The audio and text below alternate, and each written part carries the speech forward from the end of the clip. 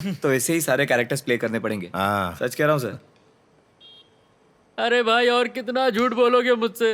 तुम्हारी फीस भरते भरते मेरा भरता निकल गया है। कब बेल मिलेगी? देखो मैं कोशिश कर रहा हूँ ना, 1 हफ्ते में तुम्हें बेल दिलवा दूंगा, मेरा यकीन करो। पता नहीं तुम्हारा वाला हफ्ता कब आएगा। क्या हुआ मेरे भाई?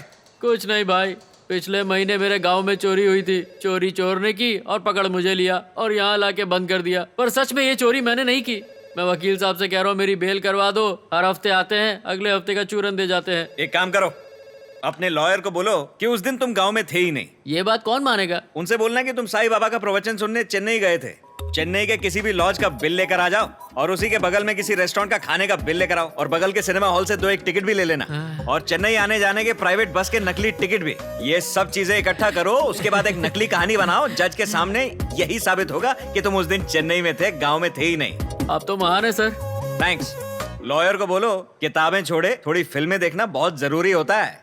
फिल्में देखे बिना ये लॉयर लोग कैसे लॉयर बन जाते हैं यार? सर मेरी भी बेल करवा दीजिए ना। नहीं, एजेंट साय श्रीनिवासन आत्रेय। चलो रे, ये झगड़ा नहीं, एक लाइन बनाओ यार। इसकी भी सबकी बेल कराएगा आज एजेंट आत्रेय। भाई तुमने क्या कांड किया? सर मैंने तो सिर्फ एक बड़ा चुराया। हाँ, तो तुम्हारे पास तो गवाह मौजूद है, तैयार करो उसे। आज से पहले इसने कभी सोचा भी नहीं होगा कि ये जेल से छूटेगा। लाइन में आओ भाई लोग, लड़ना नहीं। पर इसकी शक्ल पे लिखा है ये दोबारा क्राइम करेगा। शर्म नहीं आती ना, चोरी करते। सर ये क्या घटिया खाना है? किसी अच्छे होटल से खाना मंगाओ ना। जो दिया है ना वो चुपचाप खा, समझा? जा अंदर। उधर आ गया। आइए सर, स्वागत है। आइए बैठिए।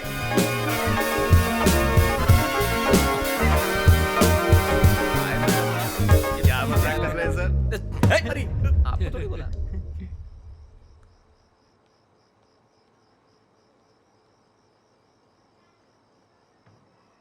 नमस्ते सर। क्या बोलते हैं? जब से आए हो एकदम चुपचाप बैठे हुए हो। कुछ खा तो लो। क्या हुआ सर, क्या दिक्कत है? कोई भी प्रॉब्लम हो फटाक से सॉल्व करता हूं। क्या बेल चाहिए क्या? हैं सर, आपसे बोल रहा हूं। ठीक है, आपकी मर्जी। दिव्या। ये दिव्या कौन है सर? दिव्या मेरी बेटी का नाम है। क्या हुआ आपकी बेटी को? वो बेचारी गरीब बच्चों में किताबें वगैरह बांटती थी, उन्हें पढ़ाती भी थी। वो गरीबों की काफी मदद करती थी।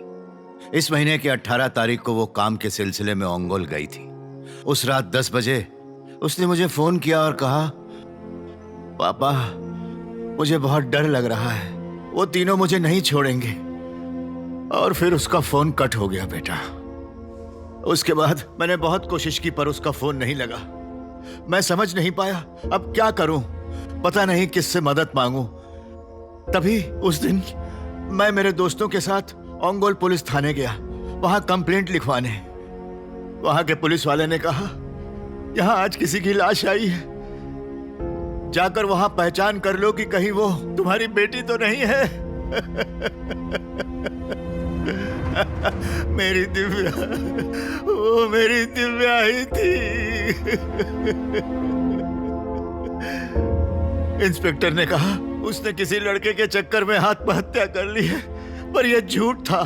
कोई भी मेरी बेटी को देखकर यह अच्छी तरह से बता सकता था कि किसी दरिंदे ने उसका रेप करके खून कर दिया।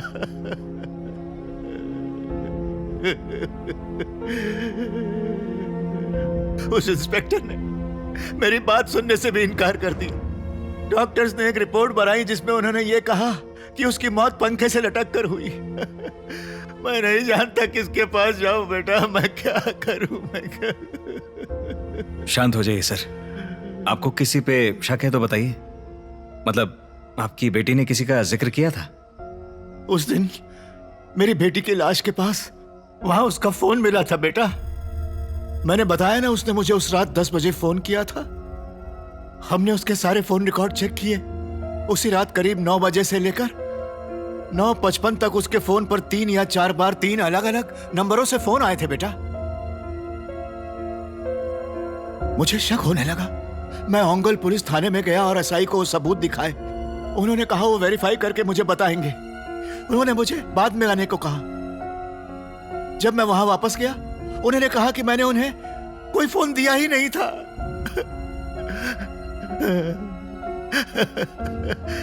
उसके बाद मैं यहाँ के पुलिस स्टेशन में भी गया।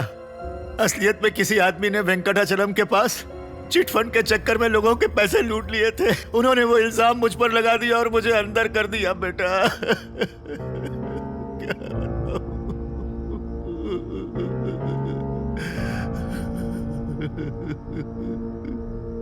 आपने बताया कि 3 नंबरों से उसे बार बार फोन आ रहे थे। क्या आप जानते हैं कि वो नंबर किस किस के थे? मैं उनके नाम नहीं जानता बेटा, पर मुझे लगा ये नंबर काम आएंगे तो मैंने नोट कर लिया। ये इसमें क्या मैं देख सकता हूँ? ये देखो। आपकी बेटी की फोटो है? हाँ बेटा। दिखाइए।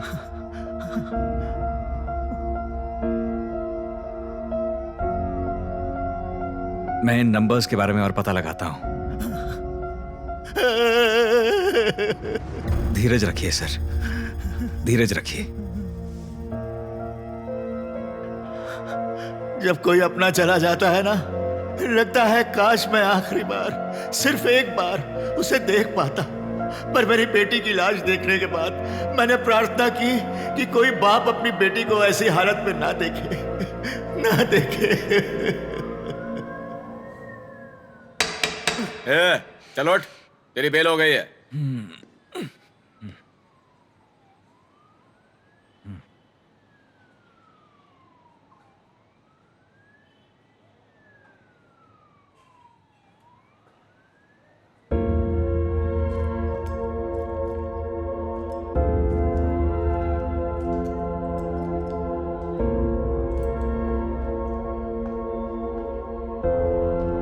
क्या हुआ एजेंट? अब तो जेल से बाहर है, फिर भी मुंह क्यों लटका हुआ है? कल रात को हवालात में एक आदमी से मिला था। किसी ने उसकी बेटी का रेप करके उसकी जान ले ली। और जब उसने पुलिस में रिपोर्ट लिखाने की कोशिश की तो पुलिस ने उसकी मदद करने के बजाय उसी पे उल्टा केस डाल के उसका सामान जब्त किया और जेल में डाल दिया। बेचारा पूरी रात अपनी बेटी के बारे में सोच सोच के रोता रहा। जिस हाल में उसकी बेटी की लाश मिली, मेरे तो रोंगटे खड़े हो गए। हाँ, सोचो एक बाप को पता लगे कि उसकी बेटी मर चुकी है और उसकी लाश इस हालत में पाई गई है तो उसके दिल पर क्या क्या गुजरती होगी।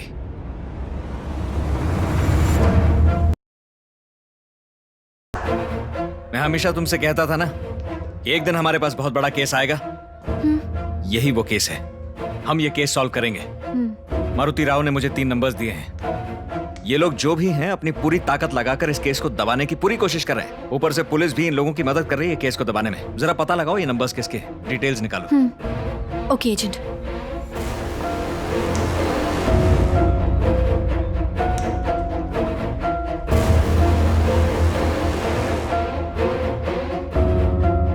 वो मुझे कल सब जेल में शिफ्ट करने वाले हैं। मैं वहां 2 दिन बाद आपको आके मिलता हूं।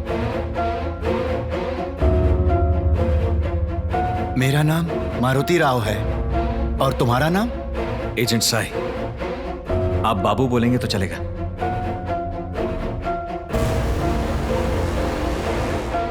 एजेंट, क्या हुआ? उनका पता चल गया है एजेंट। गुड।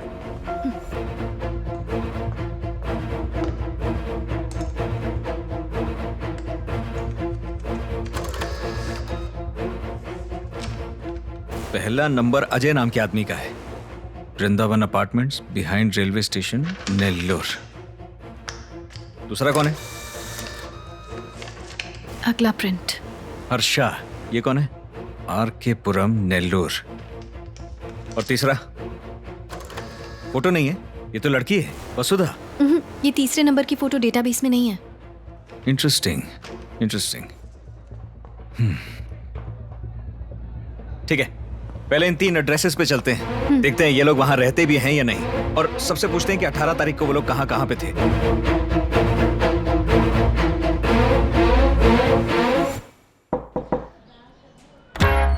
Hello madam. हमारा बाथरूम पहले से साफ है। नहीं नहीं, मैं क्लीनर बेचने वाला नहीं हूँ मैडम। हाँ, हमारे कपड़े पहले से चमक रहे हैं। मैं डिटर्जेंट भी नहीं बेच रहा हूँ मैडम। तो क्या टूथपेस्ट में नमक मिर्ची ढूंढने वाली गैंग से हो? नहीं मैडम, मैं तो 1 फ्लाइट कुरियर से आया हूँ मैडम।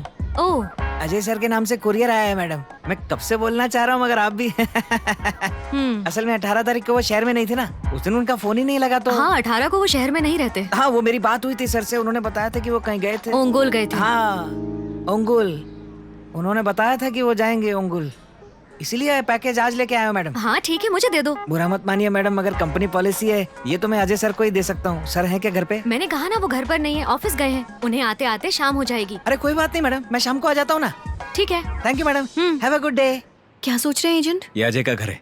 अजय 18 तारीख को ओंगुल में था। तो अब क्या करेंगे हम? सबसे पहले टोपी उतारूंगा, घर घर जाके संडास साफ करने वाली एड का एक्टर लग रहा हूँ मैं। थू।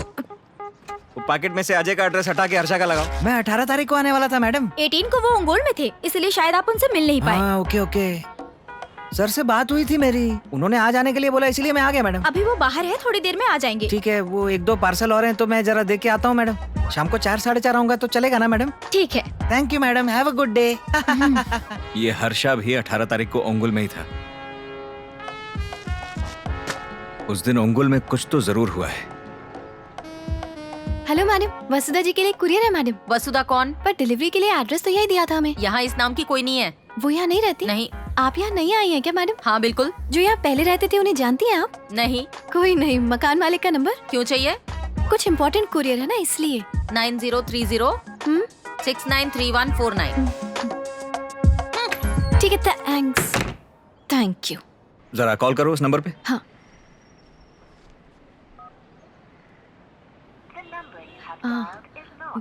नॉट रीचेबल आ रहा है नंबर। वसुधा का नंबर ट्राई करो। ठीक है।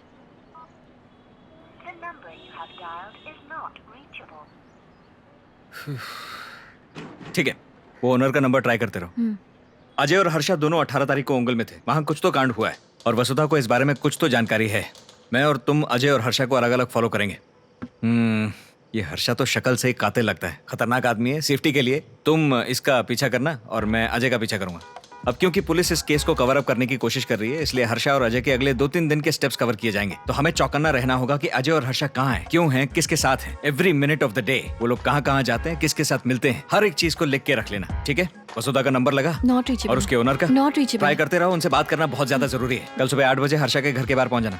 पर एजेंट, मेरे पास बाइक तो है ही नहीं। मुझे अचानक याद आया कि हर्षा की बाइक भी तो खराब है। चलो रे चलो रे चलो।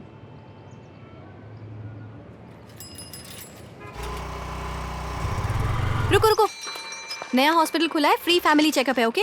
अपन अनाथ है। Abdul Razzaq, Persian traveller, met Shri Krishna Devaraya.